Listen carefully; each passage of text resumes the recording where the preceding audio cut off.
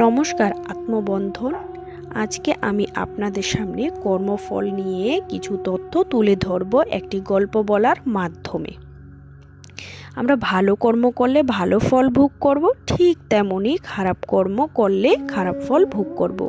সেই তথ্যই আপনাদের সামনে একটি গল্প বলার মাধ্যমে তুলে ধরছি। প্রাচীন ভারতে একদা এক গ্রামে একজন পুরোহিত এবং একটি ছোট্ট ছাগল ছিল। পুরোহিত ছাগলটাকে দেবতার উদ্দেশ্যে উৎসর্গ করতে চেয়েছিলেন। তিনি যখন ছাগলের গলা কাটার জন্য হাত উপরে উঠালেন, হঠাৎ ছাগলটি হাসতে শুরু করলো। পুরোহিত থামলেন এবং আশ্চর্যান্বিত হলেন এবং জিজ্ঞাসা করলেন, তুমি হাসছো কেন? তুমি কি জানো না তোমার গলা কাটতে যাচ্ছি আমি? ছাগল বলল, হ্যাঁ জানি। আমি 499 বার মৃত্যুর পরে ছাগল হিসেবে জন্ম নিয়েছি। এখন আমি মানুষ হিসেবে জন্ম নেব।